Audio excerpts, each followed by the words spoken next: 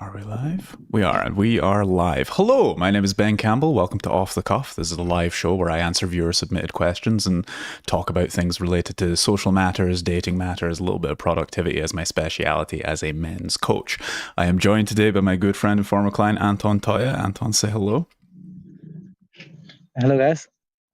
And I don't have an introductory topic for us this time, but you said you had some questions from the last stream. Do you want to start with one of those?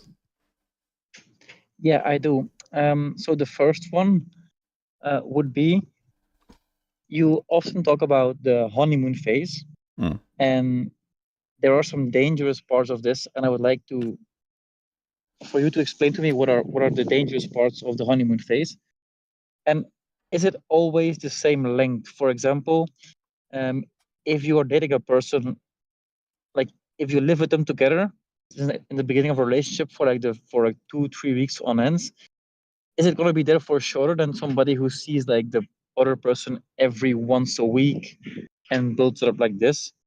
Right.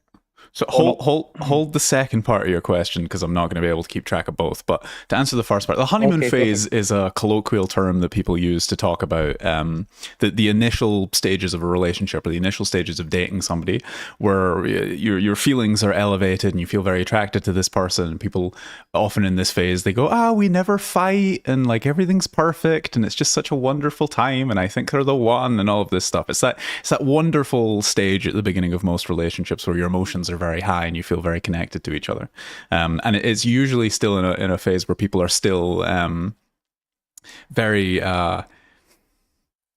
careful about their behavior, or they feel so good about a certain person that they moderate themselves and they sort of change their behavior to not cause problems, because they're either so happy with what's going on that they wouldn't, like, things that would normally annoy people don't, or they're so into the person that they're like, I'll just let this slide and whatever, and the people are on their best behavior basically. And this it's called the honeymoon period because it doesn't last very long, and it certainly doesn't last for the full length of the relationship, although I would say that relationships should deepen into a much better kind of connection and a more loving connection. But there's no set period for how long this lasts. Like, might be 2 months, might be a year, might be longer, but eventually there is, I would say it's usually a couple of months.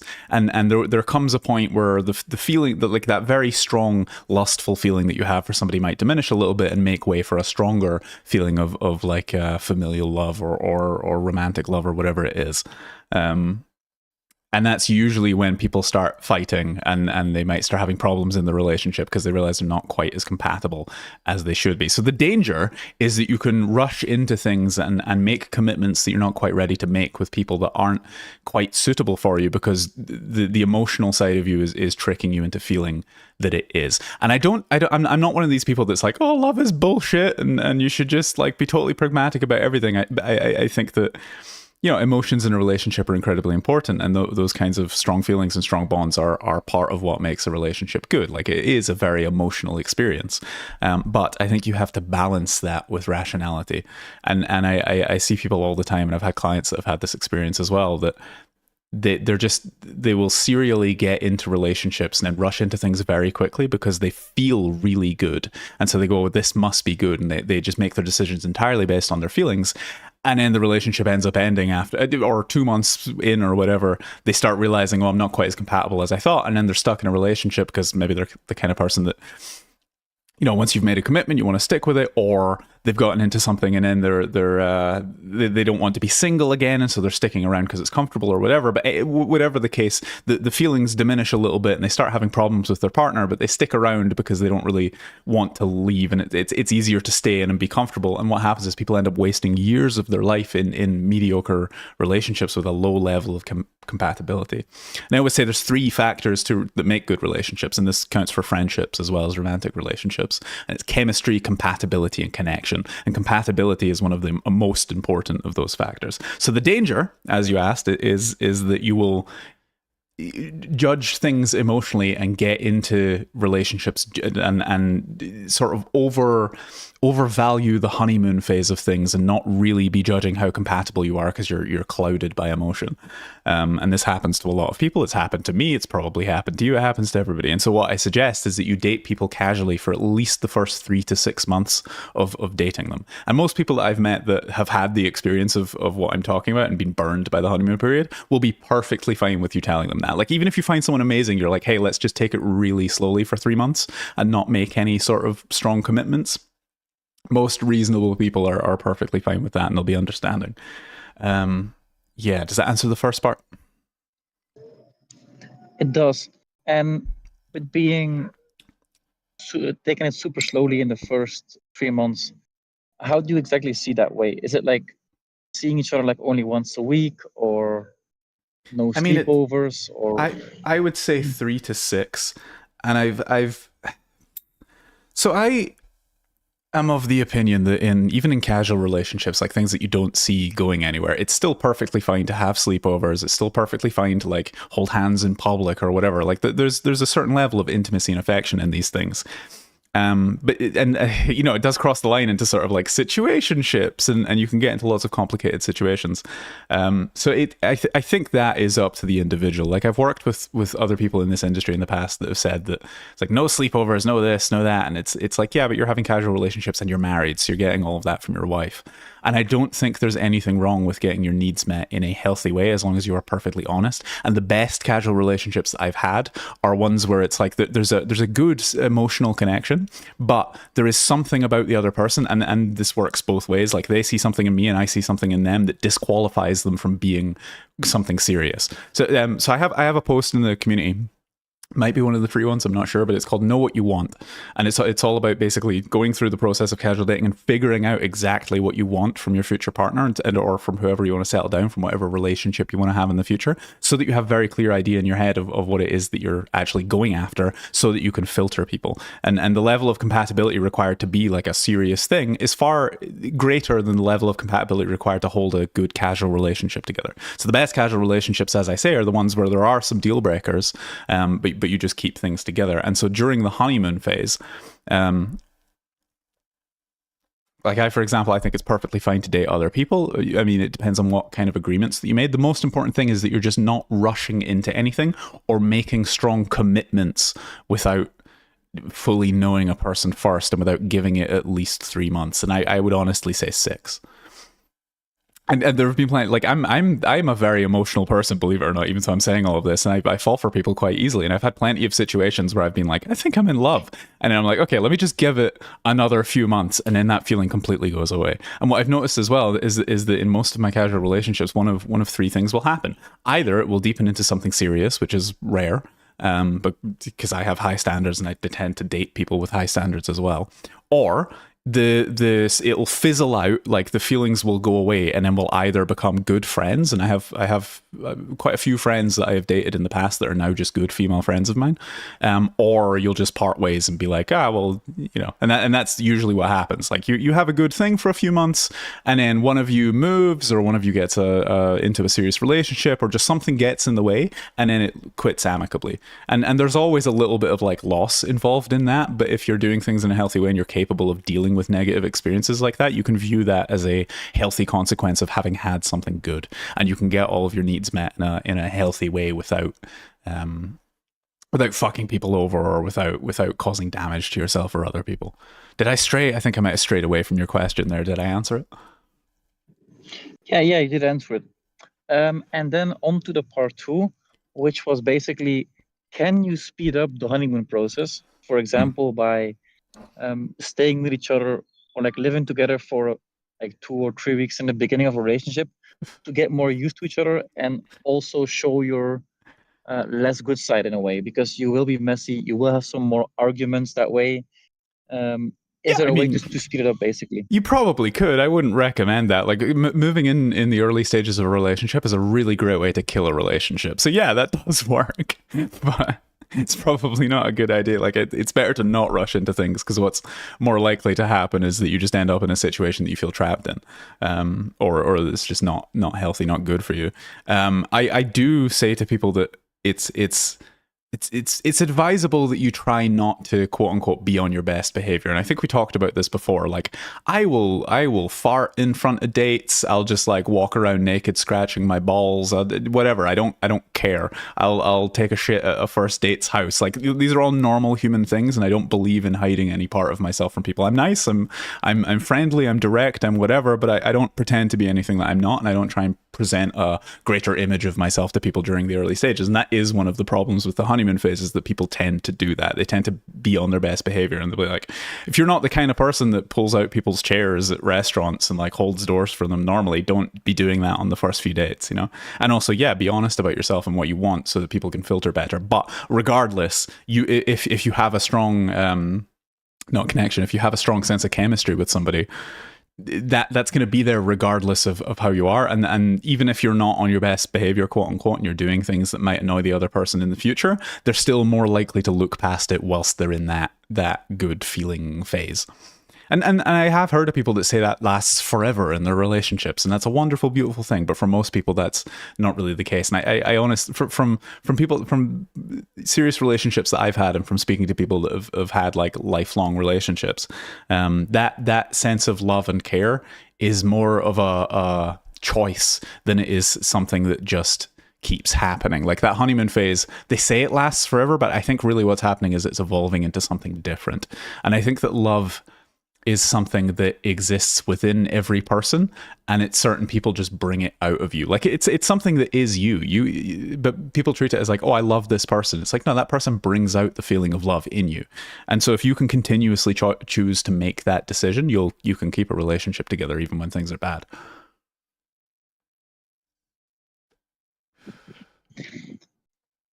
That does make sense. I was thinking about what you said last week about farting and stuff and burping in front of each other. And I do get it, and it makes a lot of sense for me. But still, there's like a part of me that thinks like, okay, you have to be polite, especially in first interactions. And that's why I feel like I can't fart in front of somebody. So what would you give like as for advice to be comfortable enough to break this fear, comfortable enough to break wind? Practice makes perfect. Like I'm not advising you just go on dates after eating a bunch of beans and deliberately fart around people, but I don't know. I've never even when I was nervous about dating people in the past, and I, when I was in my late teens and I was just starting to get into dating, I still wouldn't hide parts of myself. And my first girlfriend, actually, like I used to, burp around her or fart around her or whatever. And she was like, I really hate that you do that. I find that so disrespectful and this and that. And she's like, it means that you don't care about me and all of this stuff because you're not trying to maintain this facade. And I think that's bullshit. I think, and this ties in with what the introductory topic from last time about like maintaining mystery in a relationship. I think it's nonsense. And because like she's the only person that I've ever dated that has felt that way. Most women, I mean, my farts don't stink, but most women, when I fart around them, they just laugh. They're like, funny, whatever. Or they do it themselves, or like it makes them feel more comfortable because they're like, oh, I can be comfortable. Like most people don't care. They don't care. And so if you're that comfortable around people, it shows them as well that they can be comfortable around you. And this goes into the topic of like vulnerability as well. If you're open and vulnerable with people and you're showing them every part of yourself, they feel way more comfortable doing the same with you. And actually, like, this is a weird line to go down, but like farting around your dates will deepen your connection.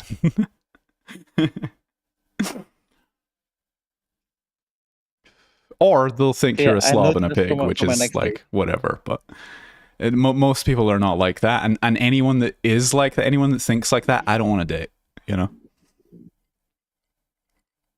That makes sense. I don't think I'm a slob. Like I am reasonably gentlemanly. I hold doors for people. I pull chairs for people. I'm polite and upfront and all of this stuff. I'm not just like going around deliberately farting as much as possible. But if there's a need, there's a need. It is what it is. Yeah, totally. I'm not going to be ashamed of my bodily functions. Anyway, on you go. Yeah, you shouldn't.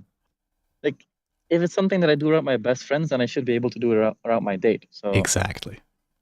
And that idea applies to everything. It's like if you would talk to anyone the way that you would talk to anyone. Like, it's all the same, whether friendships, relationships, whatever. Like, and people always get hit up about like text game and like, what do I text the girl? It's like, how would you text someone that you're comfortable with, like that? You know? Yes. Okay. Then my next question is about communication. How do you form a good type of communication between the two of you? How do you mean? How can you always be like, because there's like, how can you make a conversation go in a healthy way? Like, if you have a discussion, are there some ways that you can, or some tips that you can give to make it in a good way so that it doesn't like turn into frustration or anger from both sides? So are you, know what I mean? There's two different points here. Are you talking about like the initial stages where you're like forming a connection with people and you're just trying to you figure each other out and have conversation that way? Or are you talking about once you're already in a relationship, or you're already in a dynamic and maybe there's a problem comes up or something that needs to be discussed? Yes. Right. Second one. So not to brag, but I had someone tell me recently just on this exact topic. She's like, I really love the way that you communicate. I think that you're emotionally competent, whatever. And I like how you communicate with me. And I think that your future wife is going to be incredibly lucky to have a man like you, because you've changed my standards for men with this level of like emotional intelligence. And the way that I view it is, so I've always been a very talkative person, and sometimes over text, like I'm not talking about anything, but if there's something important, I'll write a fucking essay. Like I go really in depth about stuff when I write, which to some people is really bad, and they're like, I don't want to read all this shit, like this is too much. And to other people, it's a very good thing. So the first note on this is compatibility. Like, are you with someone that is capable of communicating in the same way as you? And if not, that can cause problems, because I've dated people in the past where I'll be like, okay, this is how I'm feeling. This is what I want to do about it. Like, let's talk about this and figure it out. And they're like, oh, this is too much. But then I've dated other people who are like, I love the way that you communicate. This is perfect. I'm completely on the same page. And maybe I'm a little bit autistic or whatever. I don't know. But I need people to be very, very clear with me about where I stand and how they feel about things. Otherwise, I don't really know. Like, if I'm with somebody, it's a different matter. I'm good at picking up on how people are feeling in the moment. But if we're just communicating over text, I'm very bad at gauging where people are and how they feel about stuff. So I just ask. I'm like, how do you feel about this? How is that coming across? And if there's a problem, I'll go, I find this to be a problem for these reasons. And I think a lot of people avoid that kind of conversation because they don't want to mess up the relationship, or they don't want to mess up the dynamic, and they're afraid that if they speak their mind, it's going to cause problems. And I have found it to be completely the opposite. There's absolutely nothing wrong with conflict as long as it's done in a healthy way. Like I've dated people that I have massive fundamental disagreements with, and just like differences in belief system, and we can hold things together and have healthy debates because we understand each other's perspective and we have a sense of mutual respect. So there's no real practical advice besides just to get good at communicating in general. Like, understand yourself and understand the way that you feel about things, and get good at conveying that to other people in words. And also not getting angry or upset or frustrated when people disagree with you or do something that you don't like. Because between two reasonable, healthy adults, there should be no... You should always be able to communicate about everything, basically. And that's the way that I look at it. And yeah, I'm not afraid of giving, like, if a lot of people as well are afraid that if they say something, it might be construed in the wrong way. And my perspective on that is that if you're talking to someone that is reasonable, even if you fuck up and say something that insults them or hurts them, they're going to make that very clear, and you're going to have an opportunity to explain yourself and clear things up. And this is the same for even the exercises that we do, like the social freedom stuff. Even if you fuck up and somebody gets offended, there is always like oh, I didn't mean to do that, and that wasn't my intention. And if it wasn't your intention and you're true about that, any reasonable person will be like, oh, okay, I forgive you, you know? So yeah, it comes down to practice and finding people that communicate in the same way that you do, and also just getting, like, spend time with yourself, understand how you feel about things, and that'll also help you understand how other people feel about things, and just it's practice. I used to be very, very bad at communicating, and because like I have ADD, my brain works at a million miles. I'm sure you remember you were in Sofia with me, and you're like, what are you thinking about right now? And I listed like 4 different things.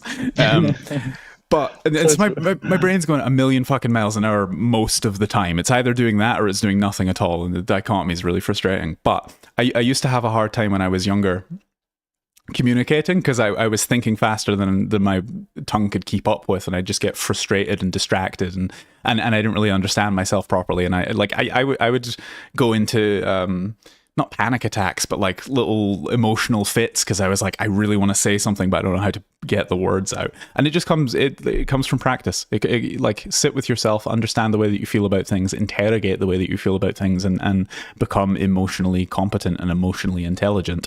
And then you can translate that into and other people and how they feel, and just observe things and put the strings together and be like, oh, well, usually when people behave like this is what that means, and then ask people. You're like, so I'm like, there's absolutely nothing wrong. Say you're on a date or you're with a girl, you're with anybody, and you're picking something up. You can just go, I feel like I'm picking this up. Is that how you're feeling at the moment? And if you're right, yeah. If you're not, no. But it gives you information, and over time you get better at sensing these things. Your intuition becomes better, and your emotional intelligence becomes better, and you just become a better communicator as well by putting these things into words. Yeah, does that make sense? Is that helpful? Yeah, it does. Good. My next question was when I was with a friend recently. I was having a talk, and we were talking about dating, and he had a date like a few days ago, and he really liked this girl, but it wasn't mutual, and I kind of felt that like it dropped his self-esteem. So my question is, what would you give him as far as advice to not take it personal? The fewer rejections you have, the more you are going to take each one personally. Is really the best advice I can give on that. It's I hate saying this, but it is a numbers game, and like I have been rejected more times than most people on this planet. You know, more times than most people on this planet ever will. I get rejected on a daily basis, and it's wonderful. It's fun. You have to treat. And again, I've either written a post about this. I should have said this at the beginning. Discord.gg/self-improvement. There's a link in the description. It's the Discord community. You can ask questions or call into the show, and you can also find a list of all of these articles and things that I'm referencing. I've put my life's work down into writing. I haven't finished it all yet, but there's things I have written and things I'm going to write. So if you join there, you can get all of it. I've completely lost my train of thought. Oh yeah, rejection. So you have to treat rejection as a compatibility issue rather than as a self-worth issue. So what happens to most people is that they make a move or they're with someone or something goes wrong, they get rejected, someone says no to them early on in their life or whatever, and they internalize that as, well, this must mean that I am not good enough for this person, which is bullshit. It's an understandable way to think, and it's your ego trying to protect you from future failure, because social matters are very important to us. And so if someone rejects you socially, it can feel as if you're not worth something, and so your ego tells you that you're not worth anything so that you don't keep doing that, so that you don't get future disappointment and more hurt, and so that you don't end up being the weird guy that gets ostracized. Like, a lot of people have that fear that if they get rejected, if they keep trying and they keep getting rejected, people are going to start disliking them. Even it's like a whole psychological fuckiness. Anyway, you should view rejection as a compatibility thing rather than as a self-worth thing. So it hasn't, unless this person knows you incredibly well, they can't reject you on a personal level. And then even then, if they do, it's probably still a compatibility thing. All someone is saying to you when they say no to a date or whatever, or you go on a date with them and they're not interested in you, all that means is they're not looking for the same things as you right now, or there's a fundamental lack of either chemistry, compatibility, or connection. You know, the 3 C's of dating. The chemistry is the ineffable quality that you feel when you spend time around each other. It's the pheromonal aspect. It's the physical aspect. The compatibility is the level to which your lifestyles work together, and you can go through a relationship in a healthy way and not have problems. And then connection is built over time by understanding how each other feels about things and how you relate to the world on an emotional level. And once you have all of these 3 things, you have the steps for a good relationship. It's like I was on a date last night. And I went out with this girl and we went for a walk. We're chilling in the park. And we talk for 20 minutes and we're compatible. Like there's a level of compatibility there. We share similar interests and we're laughing and talking about stuff. But there was no chemistry. There's no feeling there. It was just like, yeah, this person's fun, but I don't see anything, or I don't really feel anything. And so 20 minutes in, half an hour in, I stopped her and I said, okay, I'm going to level with you. She said, what does that mean? And I realized I shouldn't rely on idioms so much when I'm speaking in a foreign country.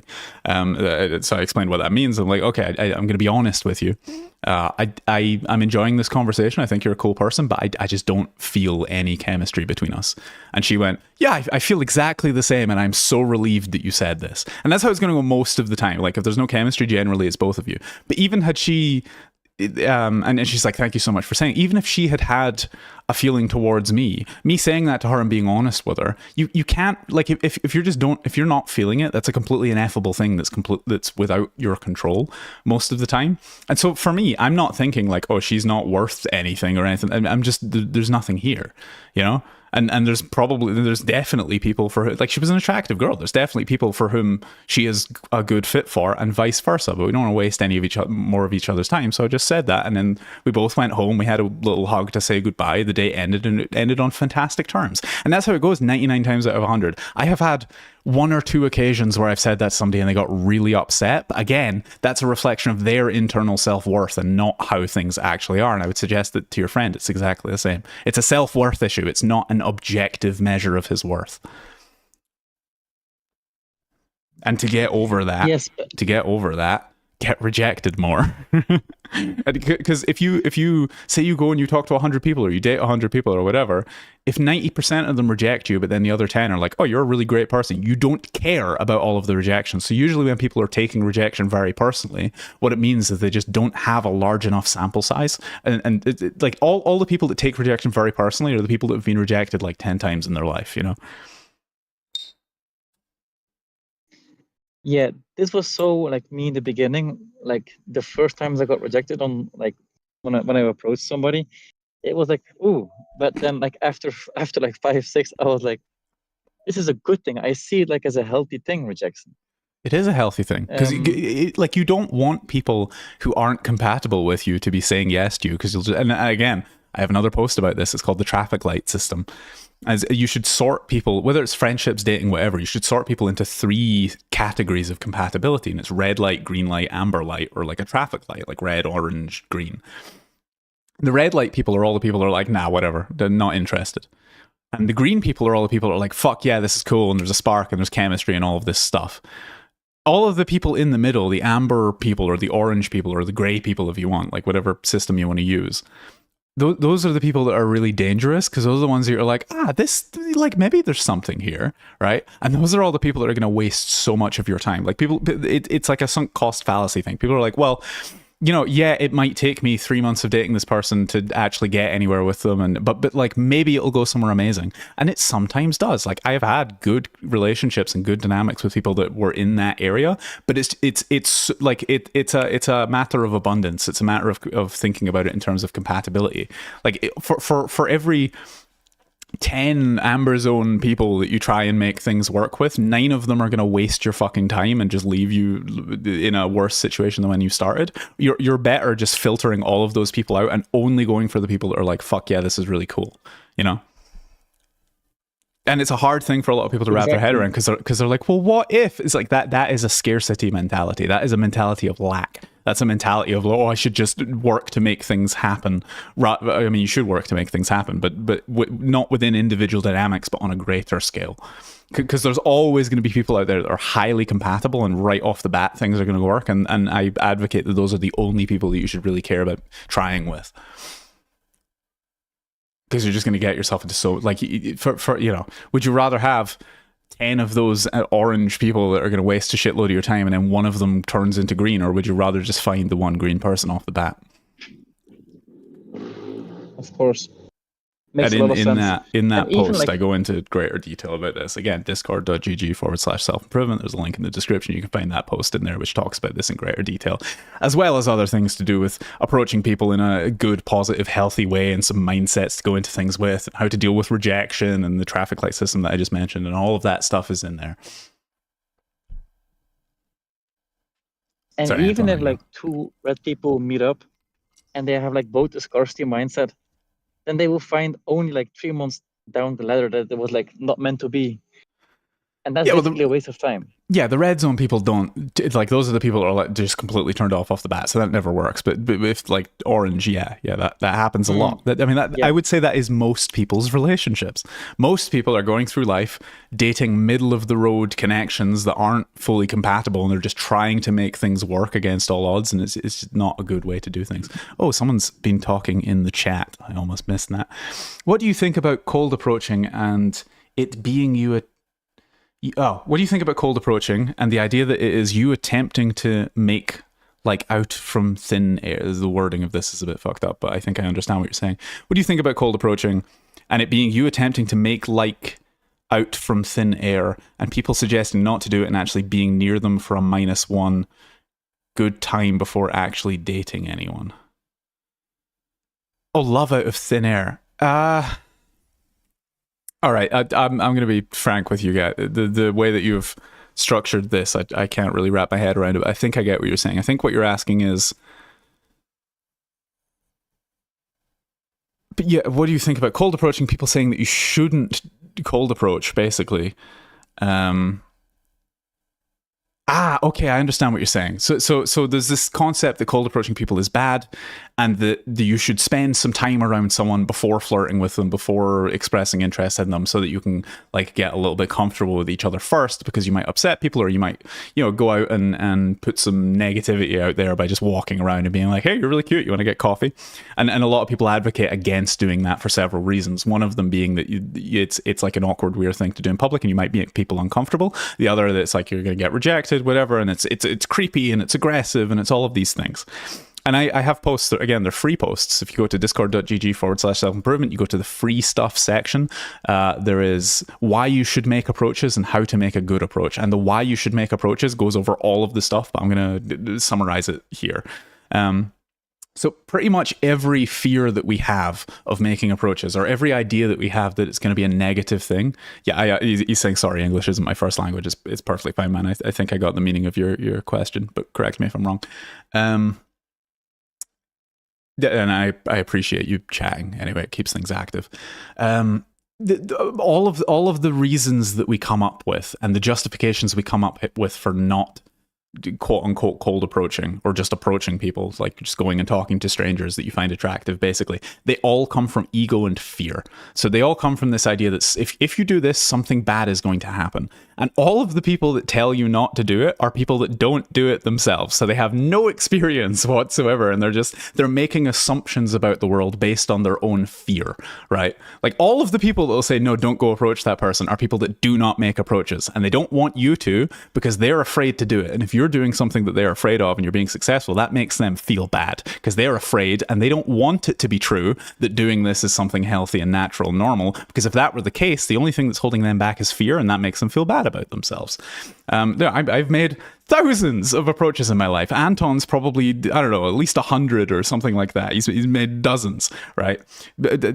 Collectively, in past clients from myself and from the previous company that I worked with, hundreds of guys have made tens of thousands of approaches, and they so rarely ever go wrong. Because what you're doing, you're not doing it in a creepy, like, I do not advocate pickup stuff. I do not advocate just walking up to people and saying bullshit lines and all of this stuff. You walk up in an honest, healthy, respectful way. You say, hey, something along the, like, you call out anything weird about the circumstances. So if you're approaching someone randomly in the street, that's a strange thing to do. So you go, hey, I don't want to make you uncomfortable. I understand that this is a strange thing that I'm doing right now. And what that does is it clues them in that you're socially competent and aware of the consequences of your actions, which means they must be safe around you, because otherwise you wouldn't say that to them.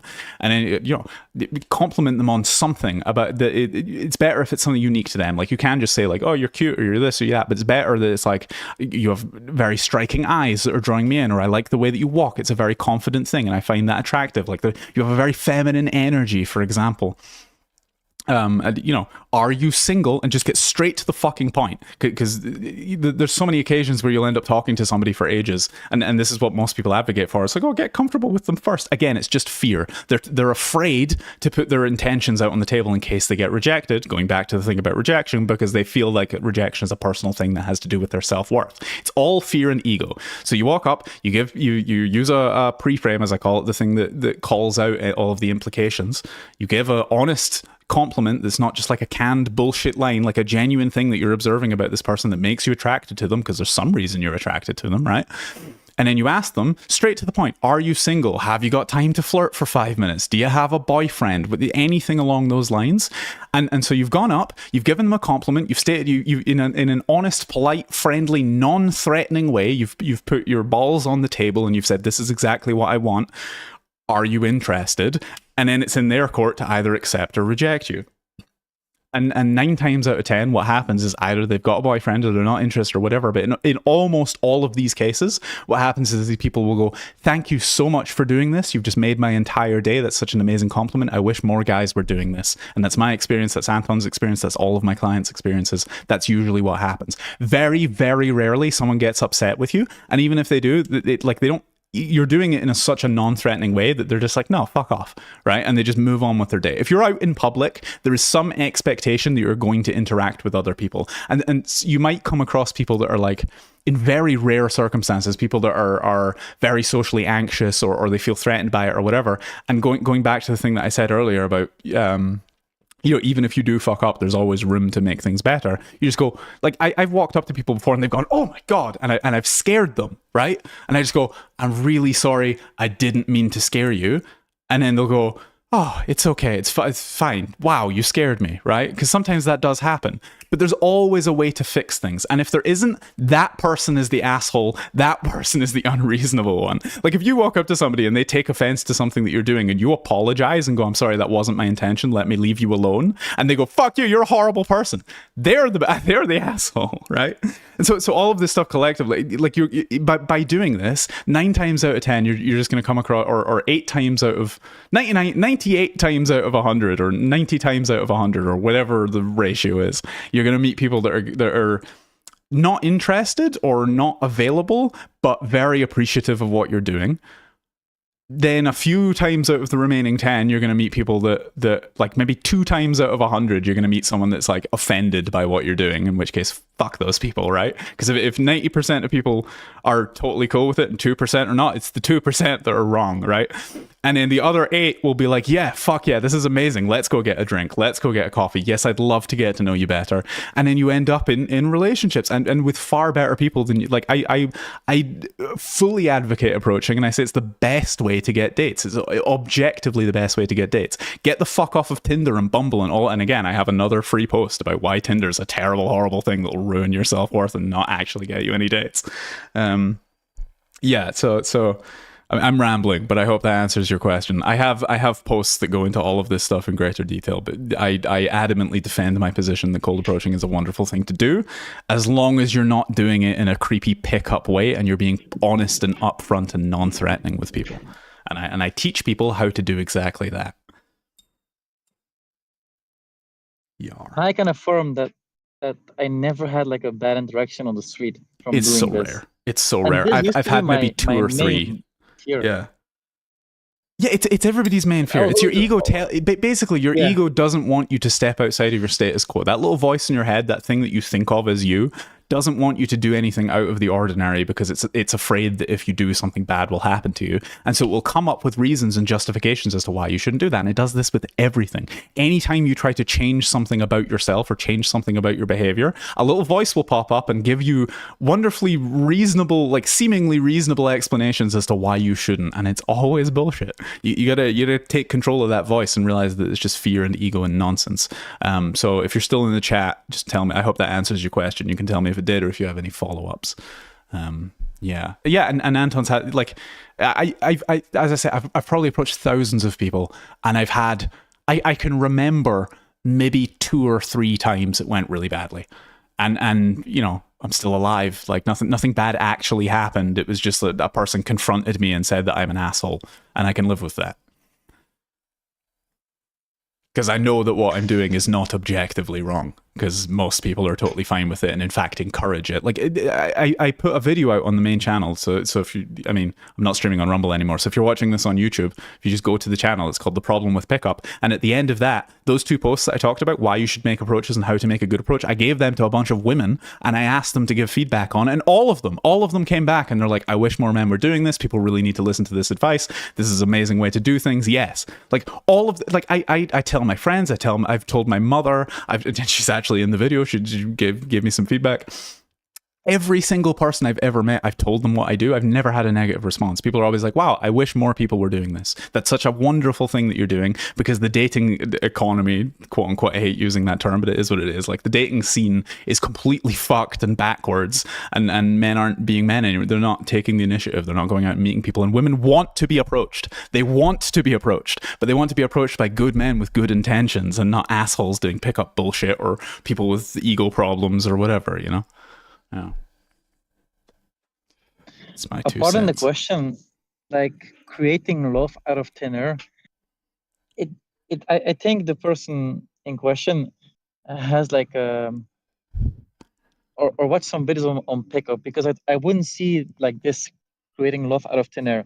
It's more like I approach this person and I'll see if we like each other, and especially if I like this person, because if not, I'm not gonna try and to make her like me. That's bullshit.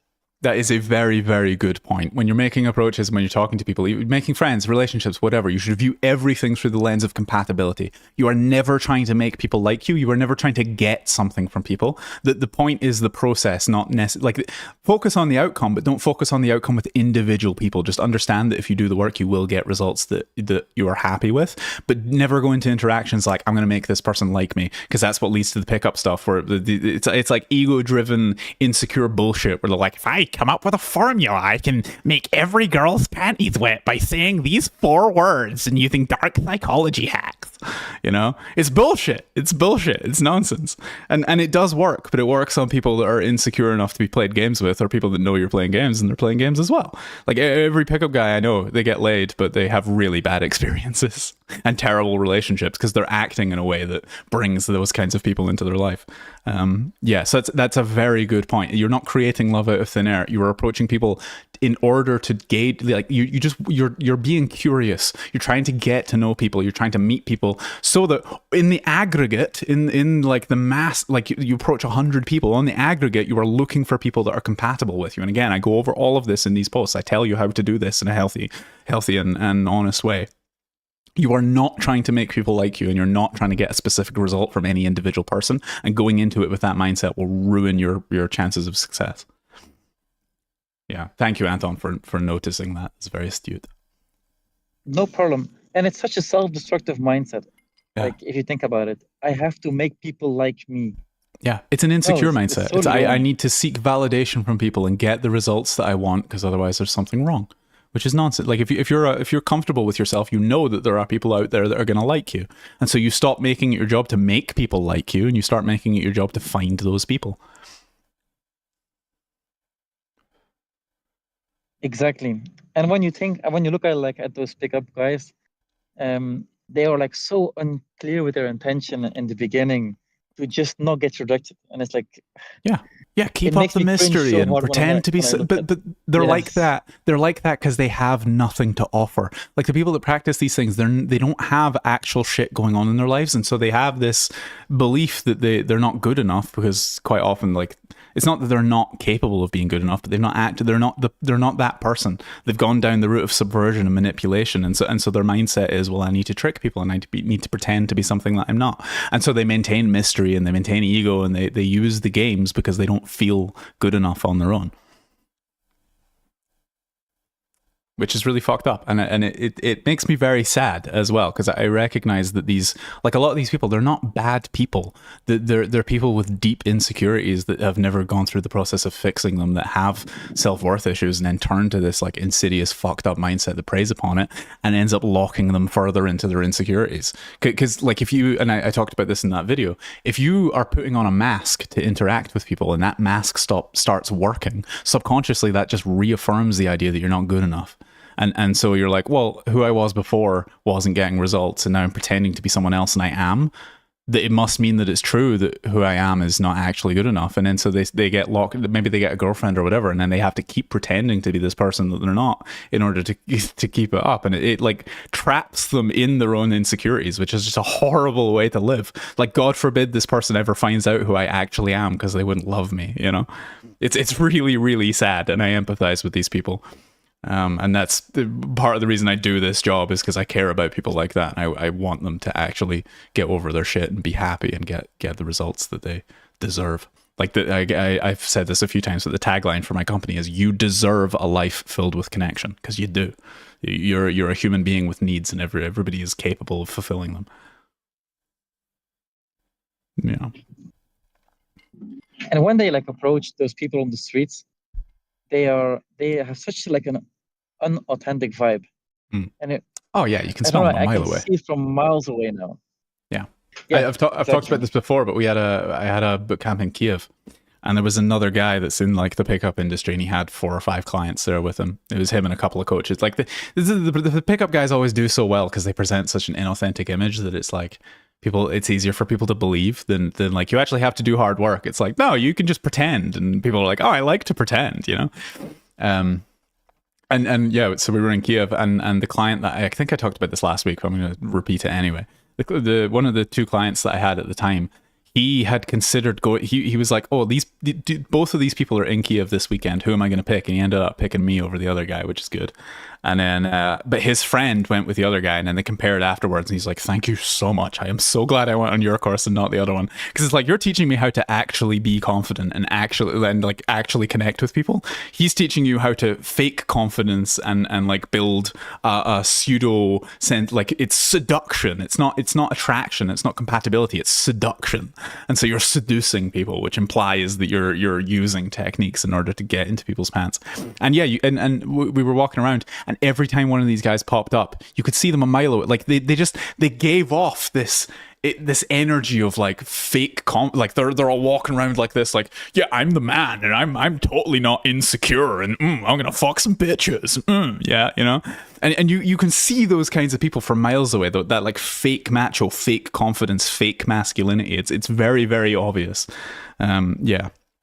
And that's the same guy, and again, this is in the reviews. That's the same guy that, like, he does $5,000 to $10,000 worth of self-improvement stuff every year. Like, he just goes to seminars and goes on courses and stuff like that. And he told me that I'm better than Tony Robbins. He did Unleash the Power Within with Tony Robbins, and he's like, you are better than Tony Robbins. And I took that very, very well. That is an amazing compliment. It's a very good compliment. Yeah. All right, I think we got time for like one more major question if you've got one, or I can pick one out of the chat. I have no more left, so you can pick one out of the chat. Open up the Discord, because there's a question from a little while ago that wasn't an emergency to answer, but I am a 26, because I've spoken to this person in person, but I'm a 26-year-old virgin. It's getting embarrassing. Should I get a prostitute and get it done? So this person's like, I'm 26, I'm still a virgin. Should I just hire a prostitute? And that's a heavy and complicated question, but I am of the opinion that there is nothing wrong with prostitution as long as it's not organized. Like, if the person is not under a pimp, and they're not there's massive problems in that industry with trafficking and people with abuse, like people that have been abused, and like it's a really seedy, nasty industry a lot of the time. But there are also people that are like, yeah, I'm in college and I like sex and I pick which clients I have sex with and I make money. And I've met women that do that, and then they seem perfectly fine. So I am not morally against prostitution, but you have to be very, very careful if you're going to engage in it. Like, I don't think it's necessary either. I don't think you should ever need to pay for sex. Like, you know, if you come and talk to me, I will get you a girlfriend. I guarantee results. I'll get you laid, man, even if you're 26 and a virgin. But it depends on your mental state. Like, if this is the kind of thing that, like, there are cultures, and there are people in certain cultures that's like their father, when they turn 16 or whatever the age of consent is in that country, 18, 16, 14, whatever it is, because it varies country to country, but their father will like take them to a prostitute. And I've met some of those people and they do very well with women. And it's not because they sought a prostitute. It's because their first reference for sexuality was that women are cool with them and that they can have sex, right? Like if whatever your predominant experience is when you're younger with women becomes the template that informs how you feel about those things until you manage to change that yourself. So if you're like me and you were 14, 15, 16 and you were trying to meet girls in your school or whatever and everyone was rejecting you, turning you down, and you looked bad and you had greasy hair or whatever it was, like that for me, it took me a long time to get over that and to change my experience with women, because when I was going through puberty, the template that I had was that women didn't like me. And I think that's how it is for most men. And sometimes there will be guys that it's like, they'll start hooking up with girls in their school when they're like 15, 16, and then they always do well with women, and it's because of their mentality towards it. So if you believe that you can change your mentality on your own or with my help or whatever, good. Like, do that. I don't recommend that you go to a prostitute. But if this is something that is really holding you back and it's like becoming a mental block that you're like, well, and it's not something you take too personally either. You're like, oh, I could just have sex with a prostitute, and I wouldn't feel like that was a bad thing to have done, because that can also cause like guilt issues and whatever.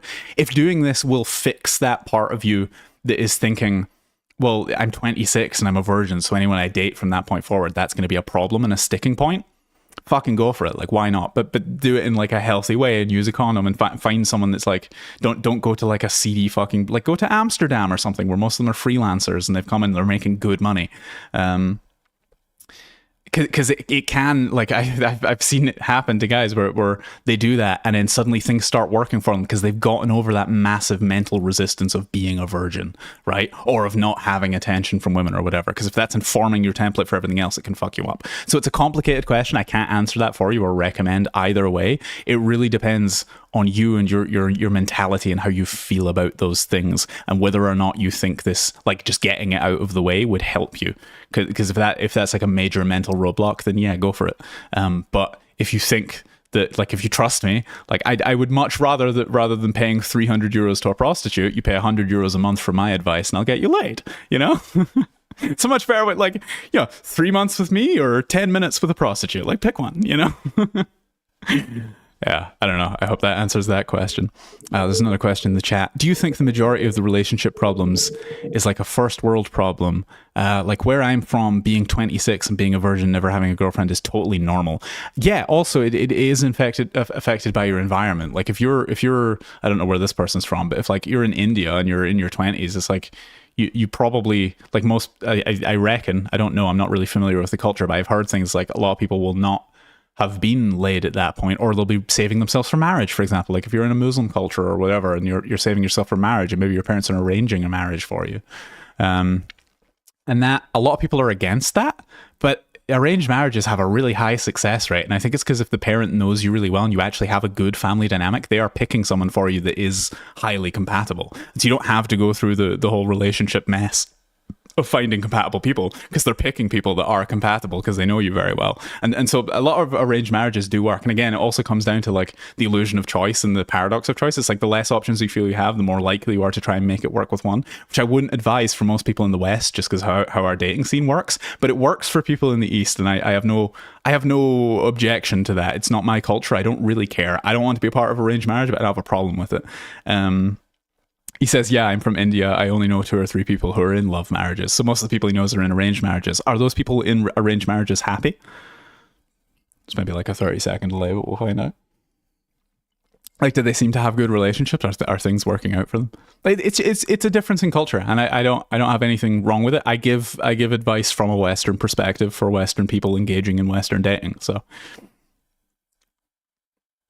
But that being said, I also have no problem with people doing things my way in India either. I'm sure it would work. Yeah, you said yes. As far as I know, those people are happy. So there you go. Yeah, yes, I do think it's a cultural thing. But so is everything. It's all just how we relate to other people in the world and everything. Yeah, but yeah, I still think it's better. No, I don't know. I don't think either is better. It's like if you're living in the West, like, yeah, you got to go through the dating thing, and I I'm trying to make like a not a moral evaluation, but like a which is better evaluation. Like, which is better, getting set up with a compatible person and dating one person your whole life, or gaining a bunch of experience and going through the trials and tribulations and finding a compatible person yourself? And I don't know. I would say that all the people I know that have gone through the process in my way are quite happy, but most people that do it the Western way, they're not getting into compatible things, and so they're very unhappy. So I don't know. It's up to each individual to decide what they want, I guess. Yeah. Here's a question for the guy in the chat. Are those people in arranged marriages? Did they have the option to decline, or were their parents just like, no, fuck you, this is the person that you're marrying? Like, what's the level of self governing that you have in that culture? Like, if you want to, can you just be like, no, I'm going to go find someone myself? Like, or like, do most of these people either accept or reject the person that their parents give them? And is it the case that I think it is, that the parents are they know them quite well and they're picking someone that's highly compatible? This is such an interesting topic. It is, right? Marriages. It's like more options for males and less for females. I don't know what that means. I feel completely, it's none of my business. Like, what other people do is none of my business. If these people are happy, great, all power to them. I don't care. I'm not one of these people that's like, arranged marriages are wrong and you shouldn't be doing that. Like, if everybody involved is happy and they're agreeing to it, that's fine. If it's being forced upon people, that's a really bad thing. Like, it should never be like, no, this is what you're doing, and because I know like India and China and a lot of these places have a very strict parental culture where it's like your parents are always right, and I don't think that's a good thing for most people, but it can work out fine a lot of the time. Like, if this is all consenting and everybody trusts everybody and there's like a good family dynamic, sure, great, whatever. But yeah, I would for the guy in the chat, I would really like to know if this is something that every party is consenting to, or if it's just like a luck of the draw, whoever my parents pick, I have to marry kind of thing. He says it's more options for males and less for females, but I don't really know what that means. Yeah, this is interesting. I'm really curious to learn about this because I have no exposure to that kind of culture. Yes, that's because we are from the West, so we think about it that way. Like, I would never agree to let my parents choose somebody, because that's the way I was raised, of course. Yeah, but what if you had a really good, and if it works out? What if you had a really, he says True. Yes, it's consensual. So for most people, he knows it is a consensual thing. Like, what if you had a really good relationship with your parents and they knew you very well, and they were, and like, and I guess as well. So here's one thing that I think is better about that Eastern culture than about the West. I think people are more connected and there's more of a community feel to things. And so it's not like they're just going and picking a random person. Like, this will be someone that is their parents have lots of friends and a big network, and so they're finding someone that is compatible with their son or their daughter from that network, and they know all of these people very well, and there's more of like a community feel to things. Correct me if I'm wrong, guy in the chat. I'm assuming this is how things work. And I think that is something that's missing in the West. Like, people are very fragmented and individualistic rather than looking at things in a community-oriented way. And I think that is causing, like, I'm not saying we should go to like the whole arranged marriage thing or whatever, but I do think we should have more of a sense of community responsibility to each other. And I think that's something that has become missing in the West as we start to like fragment and become more individualistic, which is not necessarily healthy. And this is why we're seeing like mental health problems increase, and like the UK, where I come from, if you're a man under 50, the thing that is most likely to kill you is yourself. And isn't that a wonderful thing? Like, people are really lonely and like fucked up and fragmented, which isn't good. Yeah. Okay, well, I'm going to wait like another minute to see if anything else comes in the chat from this guy, and then I'm going to end the stream if there's nothing else to talk about.